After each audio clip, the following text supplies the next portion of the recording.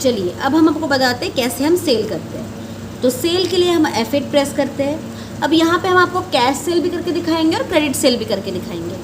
हो सकता है कि अगर हमसे कोई कस्टमर सामान लेने आया है ना, वो एक रेगुलर डीलर नहीं है, एक सिर्फ कंज्यूमर है जो सामान लेने आया है और तुरंत हमको कैश पेमेंट किया है। तो यहाँ पे हम कैश सेलेक्ट कर लेते हैं, है ना।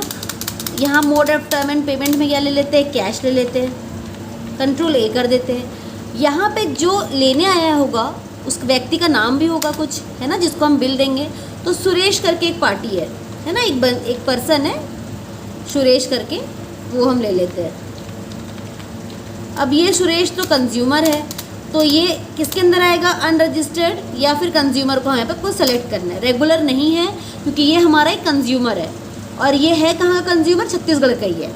कंट्रोल A कर लिए।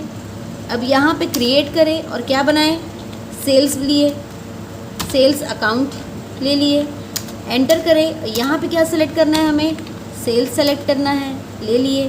कंट्रोल A प्रेस किए। हमारे पास जो प्रिंटर है उसका हम 1/9 से सेल कर रहे हैं, कितने हज़ार में, 10,000 में। एंटर किए और फिर एंटर करके यहाँ पे CGST लगा लिए और फिर SGST हमने लगा लिया। तो ये था आपका सिंपल कैश सेल, ठीक है। अब मैं इसको प्रिंट देख के दिखा रही हूँ। अल्ट भी करें, करंट, और फिर प्रीव्यू में जाके देखिए, अल्ट Z करके। यहाँ पे ऊपर जो हमारी कंपनी का नाम है वो, मोड ऑफ पेमेंट कैश, और फिर सुरेश जिसको हमने सामान किया उसकी डिटेलिंग दिखाई दे रही है। ये आप ऐसा देख सकते हैं, ये हमारा सेल बिल जनरेट हो गया है, ठीक है। कंट्रोल A करके सेव कर देंगे।